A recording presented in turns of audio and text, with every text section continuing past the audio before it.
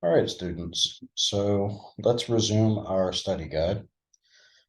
This problem says, what is the element with the lowest electronegativity value, meaning least pulling of electrons towards its positive nucleus? Hint, if you Google search periodic table of electronegativity, you'll get a table that'll give you a bunch of those values. We don't really need to do that though. So there's a couple things that I'd like you to consider. If we run that build an atom simulation, click play as soon as it pops up. On my computer, it might take a moment because I'm recording the video. So while that's loading, I'm gonna go back to the questions. On the periodic table, of the ones being described here, cesium, helium, calcium, and fluorine. Cesium's right here, calcium's right here, helium is over here, and fluorine's right here. Helium has one energy level, or one shell. Fluorine has two shells because it's in the next period down. Calcium has four shells because it's in the 1, 2, 3, 4th period. And cesium is 6 shells down, making it the biggest of these atoms. And what does that look like?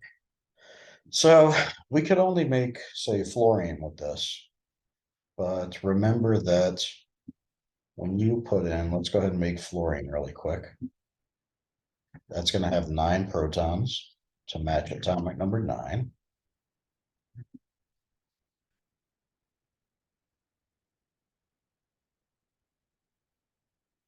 Okay, so right now there are no electrons in this fluorine atom.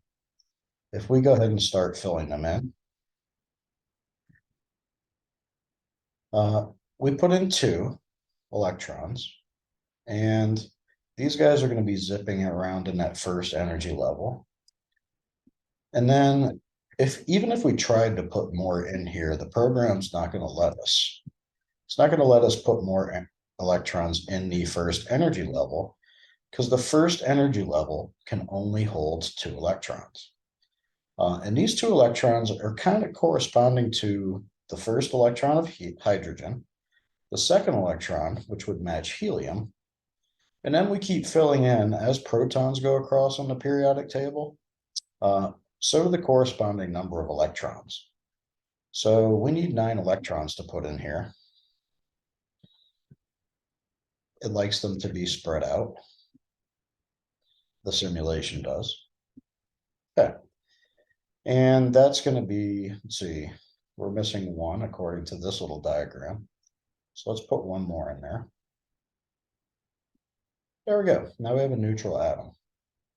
But notice as we gained 2 shells that it's bigger. If we were to take out those last 7 electrons that we put in there, it would only have this first inner shell. The size of this atom would be dictated by the number of shells that has electrons in it. So fluorine is 2 periods down or 2 shells. Calcium goes 4 periods down, so 4 shells. Cesium would have 6 shells. So cesium is going to be like way out here. And these protons are pulling on these negative electrons, this negative electron, this negative electron, and so on. If you were to have a cesium atom with an electron like all the way out here in the 6th energy level, kind of zipping around out here, it wouldn't be held very strongly compared to this electron right here. And the reason is it's so far from the protons that are pulling it in. So the electronegativity, meaning the attraction from these protons to a distant electron, is actually going to be pretty low out here. That means that cesium's electronegativity is going to be the lowest because the proton pull on these distant electrons is going to be pretty weak. If this were not cesium and we're talking fluorine, The proton pull on this electron is really strong compared to cesium. Why? Because it's so much difference in closeness. This proton is very close to this electron. Cesium's would be way out here for its distant 6-shell electron. So in terms of electronegativity, atomic radius, meaning distance from the center of the nucleus, has a lot of importance for how strongly outer electrons are being pulled in toward the nucleus. So down here, cesium, barium, these are going to be pulling in very weakly their outer electrons compared to, say, lithium and beryllium. Lithium and beryllium, their shells are much closer to the nucleus, so they're going to be pulling in very closely. Answering the question, number 28, which element has the lowest electronegativity value? That's going to be cesium, A. All right, how many valence electrons are in an atom of magnesium? So going back to the periodic table, remember group 1A is a representative element group, and the 1 in 1A corresponds to 1 valence electron. Group 2A corresponds to 2 valence electrons. So the answer to our question right there is, how many valence electrons are in an atom of magnesium? It's in group 2A, so that's 2 valence electrons. The representative elements skip all the way past the transition elements to transition us back to more representative elements.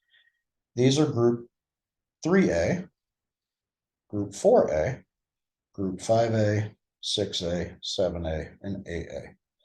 So if this problem, which the answer to this one is number 2, excuse me, A2. But going back to this, if this problem, number 29, we're saying how many valence electrons are in an atom of phosphorus? This is representative group 1, 2, 3, 4, 5. So phosphorus has 5 valence electrons. If it were asking us how many valence electrons are in oxygen, well, we just did 5A right here. Oxygen's in the next group, which is 6A. So oxygen would have 6 valence electrons. How many valence electrons does helium have? Okay, helium's a special case. Remember, helium right here, He, only has 2 protons in it.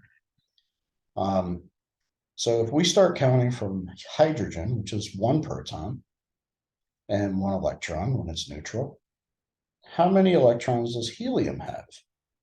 2 protons really can only pull in two electrons. So whereas all of these noble gases or inert gases like to try and pull 8 electrons into their outer shell, helium doesn't have enough proton pulling power to pull in more than 2 electrons. So it's pretty much stuck with getting 2 valence electrons. So that question is 2. All right, moving on. How does calcium obey the octet rule when reacting to form compounds? So calcium's right here. And calcium, in theory, could get to a noble gas configuration like krypton by gaining 1, 2, 3, 4, 5, 6, 7, 8, 9, 10, 11, 12, 13, 14, 15, 16 extra electrons. Calcium does not have enough protons to pull in that many extra electrons. But what calcium could do is lose 1, 2 electrons to get electrically stable like argon. So how does calcium obey the octet rule when reacting to form compounds? It gives up 2 electrons. It doesn't gain 16, it gives up 2.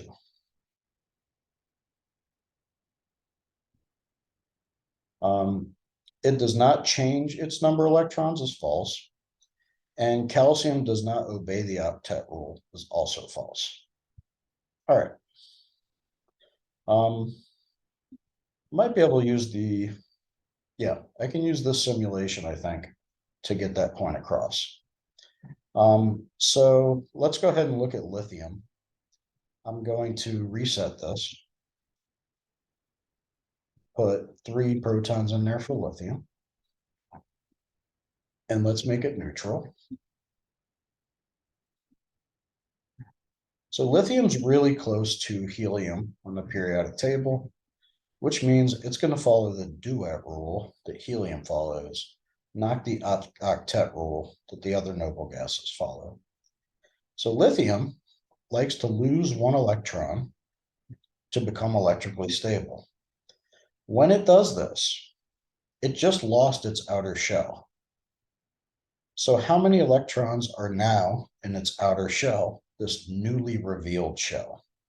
And the answer is 1, 2, just like helium has in its outer shell, 2. Calcium, when it loses those 2 electrons, so let's pretend this was calcium, and let's put 2 electrons out here. Actually, I'm going to go ahead and fill up out here. Let's put 8.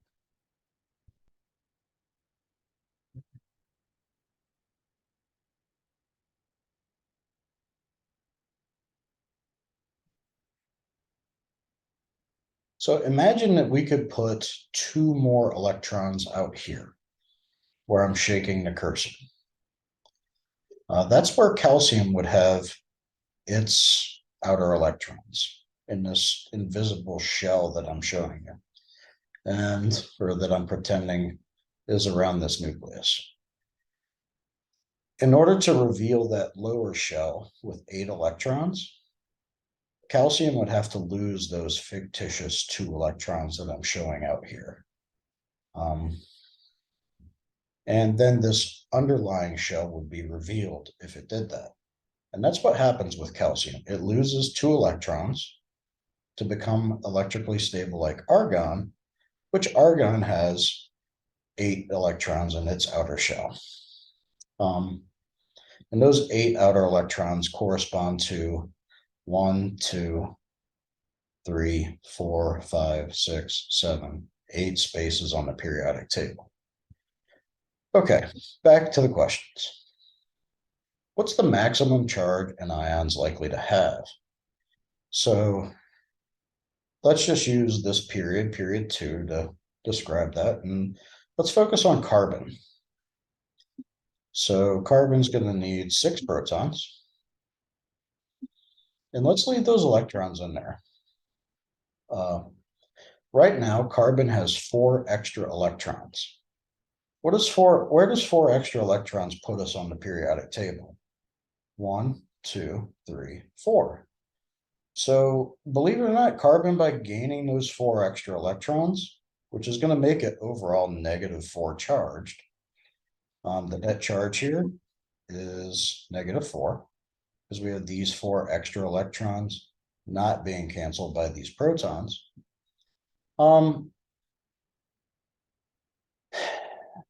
Those 4 extra electrons make it electrically stable like neon. If we were to take those away, 1, 2, 3, 4, now we're neutral. But remember, neutral does not mean electrically stable. Carbon's still going to want to do reacting, and it can either gain 4 back to become electrically stable like neon, or it can lose 1, 2, 3, 4 to become electrically stable like helium. And that happens.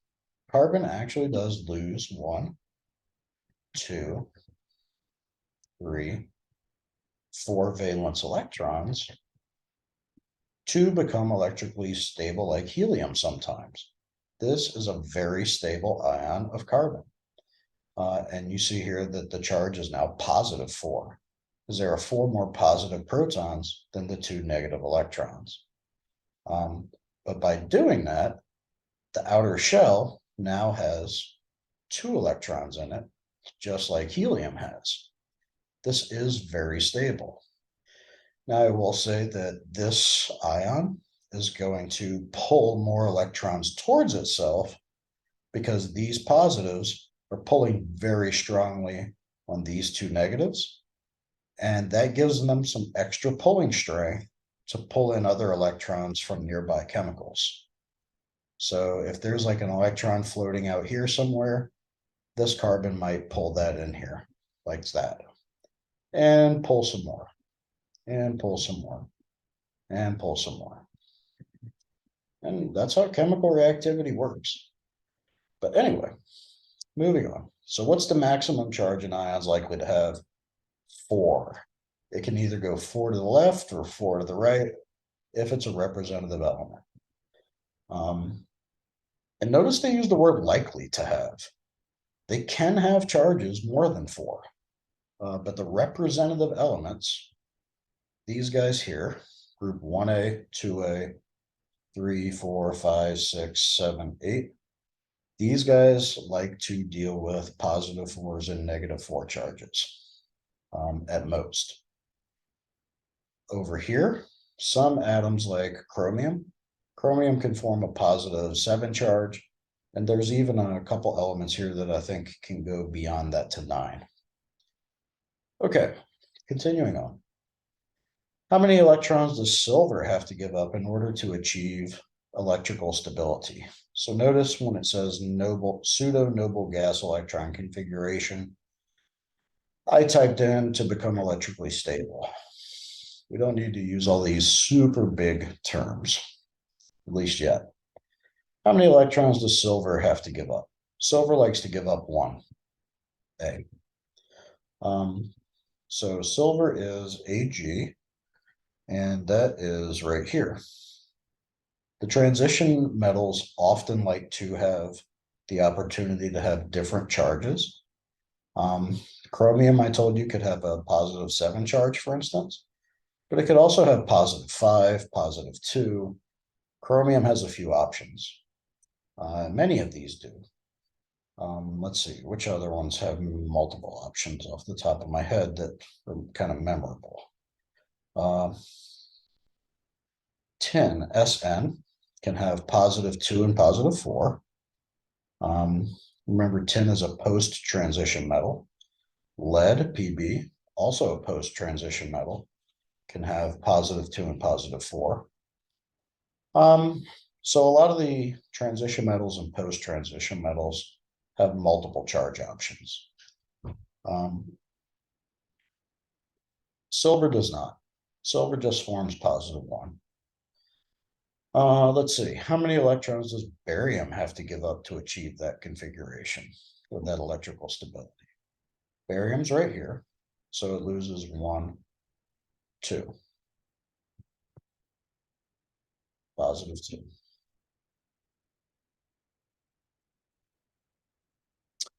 What is the formula of the ion form when cadmium achieves a noble gas configuration or becomes electrically stable?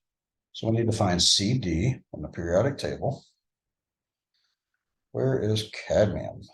Ooh, that's a transition metal. And I'm actually not, I'm going to take that off the test because when I'm asking these questions, I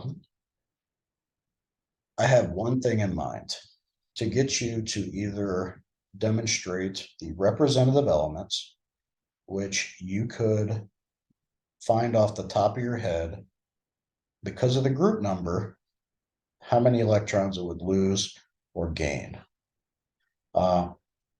Silver is an exception to that because in your packet, that's one of the ones that I wanted you to memorize that always forms a positive 1. Cadmium is not the case. I'm not requiring you to memorize multiple charge options like I was just talking about with chromium, so that's not going to be on your test. So that's not the best study guide question for you. I'm going to take that off. All right. What is the formula unit of sodium nitride? Okay, so we know it's got nitrogen in it, and nitrogen ends in "ide." You drop the O-gen and change it to "ide." Nitrogen, when it forms an ion, is 1, 2, 3 negative. And sodium, Na, is in group 1A here. So it loses one electron, forming a positive. And that's why I have Microsoft Word open here. So sodium forms a positive 1 charge, and nitrogen forms a 3 negative charge. And when these things come together, let me go ahead and make these superscripts.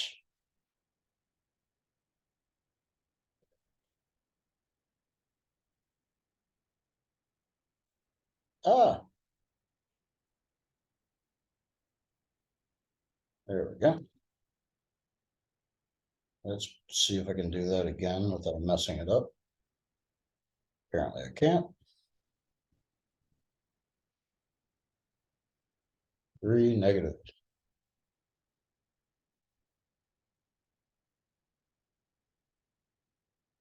Always use a mouse for your computer, kids.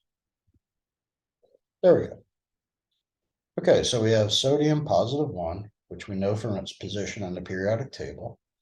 Nitrogen 3 negative, which we also know from its position in the periodic table. There are a couple ways that you could remember this. I showed you the crisscross method.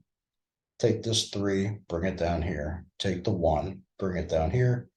And that would give you Na3N. That needs to be a subscript, I mean. Okay. So that's the answer, Na3N. Another way to think about this, though, is how many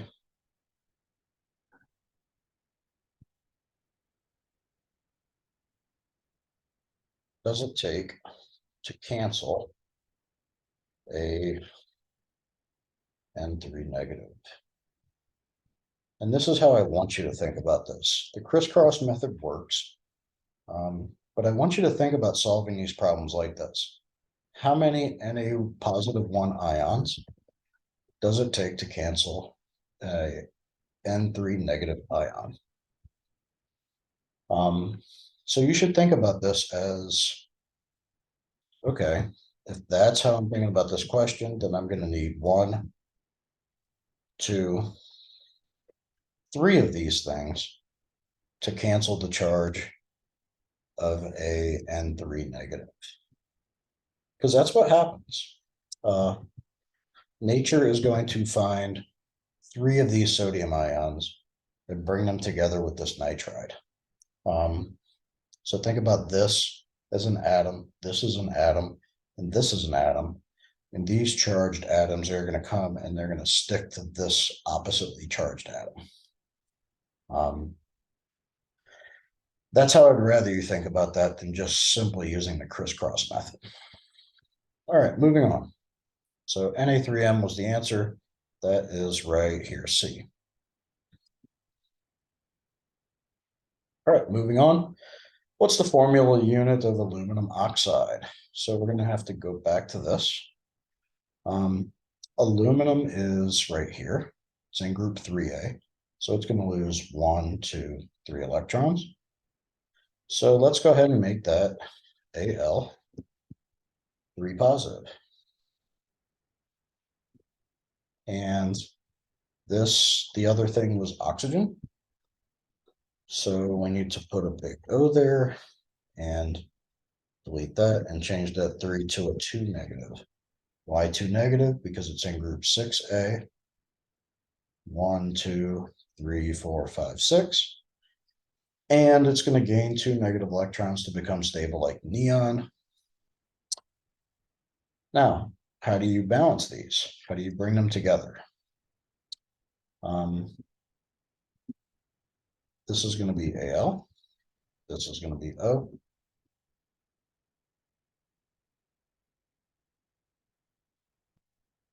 And the 2 from the O came down here. So that 3 becomes 2. And let's put that 2 right there here. And change it to a 3. So the crisscross method, the 2 comes down, 3 comes down, and there you go. That's your new chemical. But again, another way I want you to think about this is how many Al positive 3 ions does it take to cancel a O2 ion, O2 negative ion?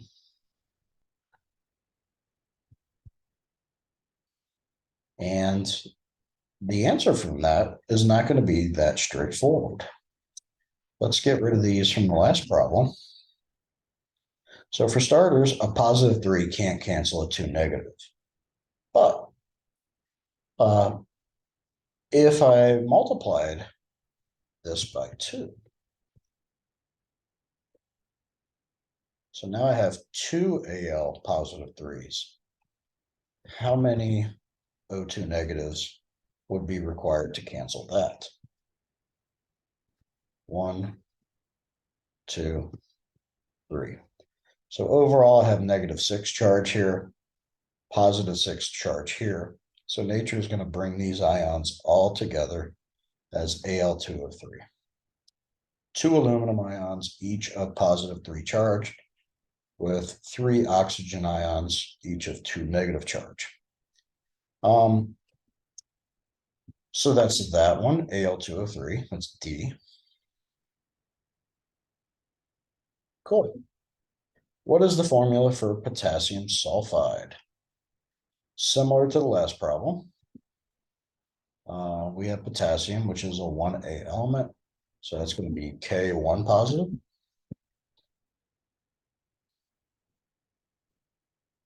And sulfide is right underneath O. So it's going to have the same group behavior, gaining 2 negative electrons.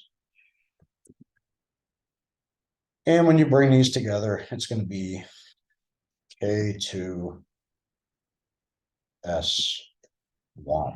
We're not going to show the 1 because the S is there, revealing that for us. How many K positive ions does it take to cancel an O2 negative ion? S2 negative ion. Well, the formula tells you that 2 Ks cancels 1 S. If I were to show this to you like that, this would be K. This would also be K. And we would only have one of these O's. Excuse me, this would be an S. Okay.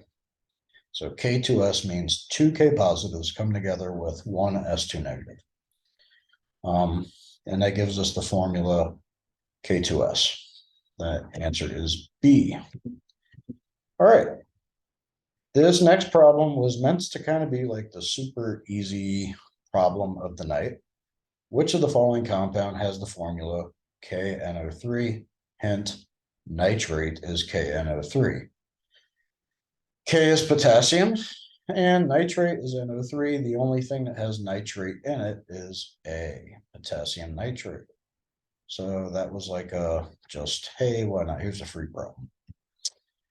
Which of the following pairs of elements is most likely to form an ionic compound? So this is asking you, hey, which one of these are a metal and a non-metal? So if we have magnesium and fluorine, magnesium's a metal, fluorine's a non-metal, that would work. Nitrogen and sulfur. Nitrogen and sulfur are both non-metals. So if those came together, that would be a covalent molecule, not an ionic compound. Then oxygen and chlorine. Oxygen, non-metal, chlorine, non-metal. That would make a covalent compound, not an ionic one like magnesium and fluorine. So A is the answer. The metal and the non-metal makes ionic compounds. Which of these elements does not exist as a diatomic molecule? All right, going back to my periodic table in the classroom, the periodic table I have has all of these elements, N, O, F, Cl, Br, and I, as a teal green. And these are a teal green because they exist as diatomics in nature, meaning N2, O2, F2, Cl2, Br2, and I2. So with that said, which of these does not exist as a diatomic? I does, F does, Ne definitely does not.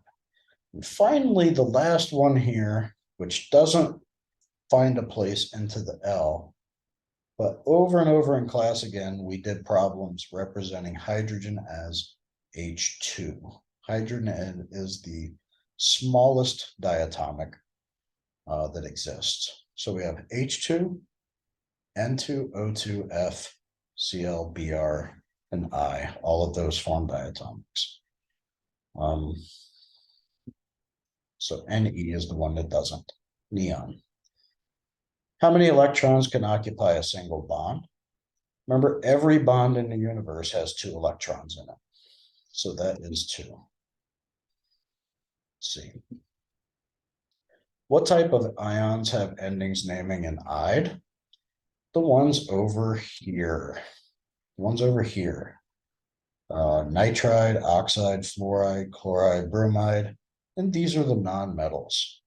And these always gain negative electrons. So if they gain negative electrons, they are going to be the negative ions. That's B. And which ones form the positive ions? Those are all the metals. All of these guys form the positive ions. All right. What is the correct name for N3 negative? That is nitride ion, or just nitride. Let's see. When naming a transition metal that can have more than one common ionic charge, the numerical value of the charge is indicated by, so these things with multiple charges, sometimes we put those multiple charges as Roman numerals, like copper 2 chloride, or tin 4 fluoride, or chromium 7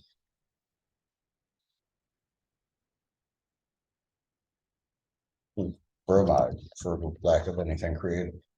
Okay. So the answer, that's Roman numerals, C.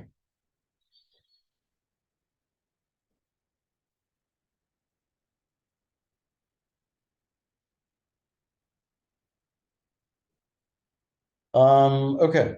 Which of the following compounds contains the M3 positive ion? So remember, we had that crisscross method where you take the charge and bring it down. So if you took this charge and brought it down to the bottom right of the other ion, that's going to be right there. There's that 3. So that's one way to tell that the answer to this is C. But just double checking, Mn2O3. There are 2 Mns and there are 3 Os. Remember, the charge on oxygen is -2. So we have a total of 3 -2s. 3 -2s is 6 negative. Let's show that on the paper. So let me go ahead and change this to +3. It's Mn +3 and O2 negative. But let's say we're not 100% sure about that yet.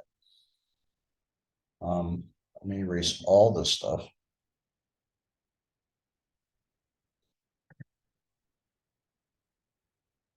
And they gave us the formula Mn2O3.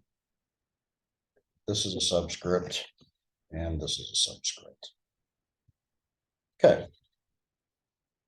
Now we have 2 Mn that could be +3, but we know for sure oxygen is always 2 negative because it gains 1, 2 negative electrons. So if we have 3 of these O2 negatives, 1, 2, 3. How many positive threes would it take to cancel a 2 negative, a 2 negative, and a 2 negative? 1, 2 of them. So if we have two MNs, each with a positive 3 charge, that would cancel 3 2 negatives. And that's what we see here, MN203. So that answer is correct, C. All right, moving on. I might make it a stopping place just to upload this video so you guys could use what I've made to study. Anybody that would want to, at least. It's there for you. Which of the following correctly represents an ion pair and the ionic compound the ions form? Okay. So in class, we discussed this. Calcium, right here, is going to lose 1, 2 electrons to become like the nearest noble gas, argon. That's going to make it 2 positive charge, and this is a negative. So that's wrong. A is just straight up wrong based off the calcium. Here we have Na positive and Cl negative. Well, a 1 positive and a 1 negative are not going to come together to give you 2 here. It's just going to be NaCl. So that's also wrong. Now it comes down to these, which let's see if I can zoom in a little bit.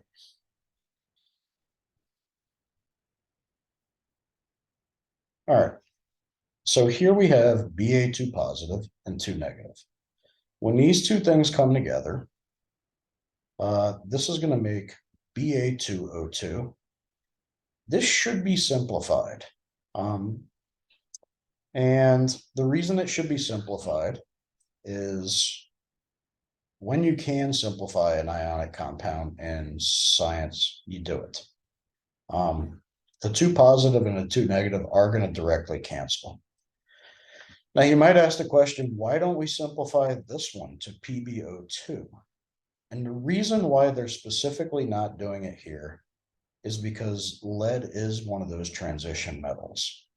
When this 4 comes down here and that 2 goes down here, this problem is probably wanting you to keep in mind that this is lead 4 for some reason or another. Lead also can form a 2 positive charge. And if it were a 2 positive and it came together with a 2 negative, that would just be PbO. But I think when they made this program, they wanted you to be able to recognize that this is Pb4 positive. Based off what we've been doing, you should be able to do that. Like you can look at this problem right here, and you should be able to say, oh, that's oxygen with a 2 negative charge on it. And oh, that's manganese with a 3 positive charge on it. Well, you should be able to say, oh, that's lead with a 4 positive charge on it. Goes back up here. And so on. But the answer to this problem is D. At least out of these answer options. I would still say you should probably simplify that, but whatever. Okay, number 48. In which of the following is the name correctly given? Sodium oxide. Oh, and formula. So oxygen has a 2 negative charge on it because it's in group 6A. Sodium's in 1A, so this should be 1 positive. The 2 would come down here, making this Na2O, so that's wrong. Barium nitride. Nitrogen's in group 5A. Let me bring up the periodic table just so you can follow that. Nitrogen's in group 5A, so it forms a 3 negative, 1, 2, 3 spaces over. And barium's here in group 2A, so it's going to lose 2 electrons, forming positive 2. So this should be Ba3N2, and it's not, so that's wrong also.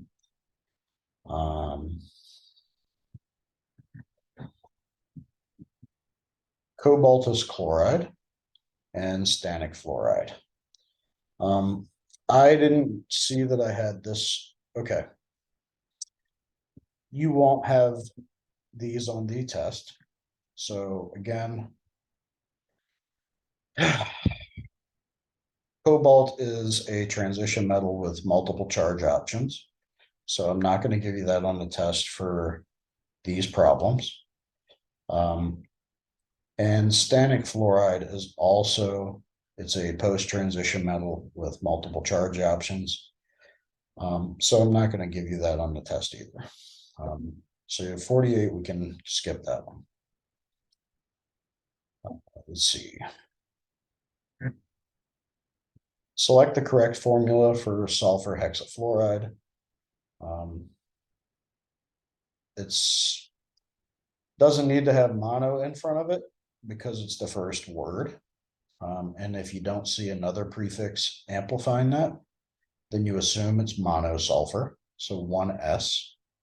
And hexa means 6. So SF6. That one is D. Okay. Moving on.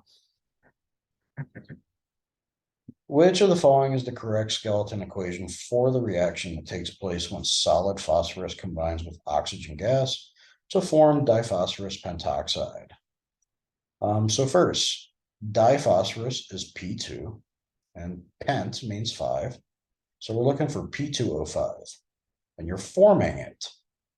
So you should be forming P2O5 like this.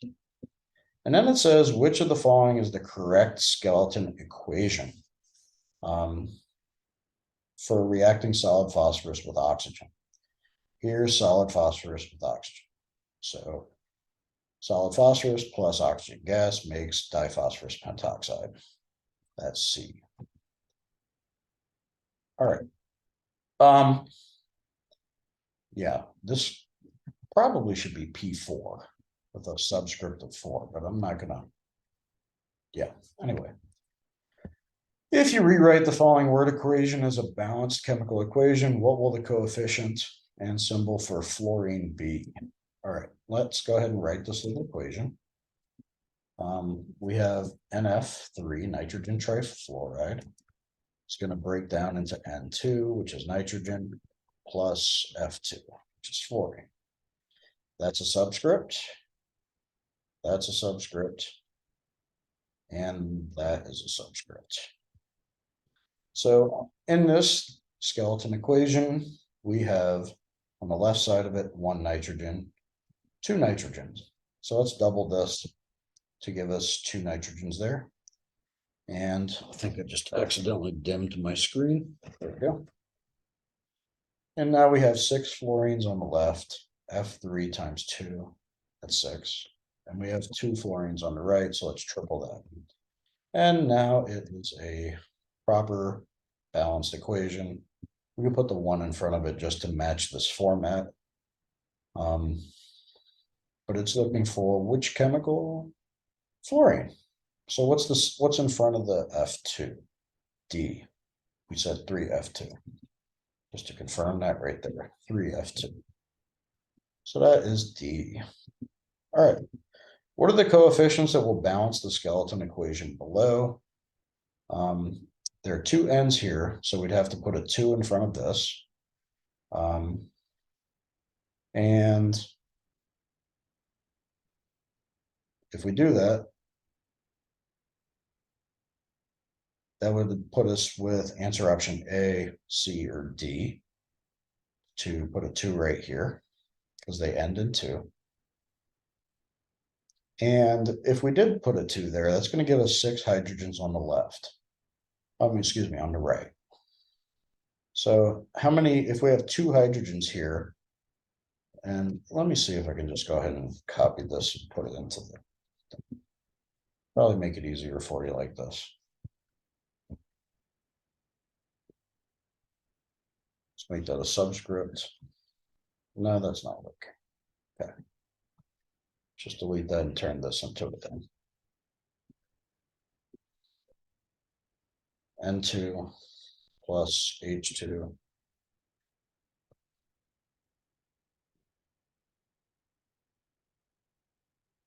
makes an H3.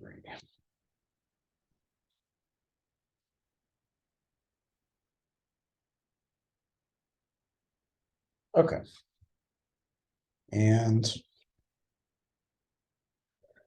I said to put a 2 in front of this to balance the nitrogens, which it does, and we are doubling these 3 hydrogens, which gives us 6. And now to get 6 over here, we need to put a 3 in front of that. So 3 times 2 H's is 6.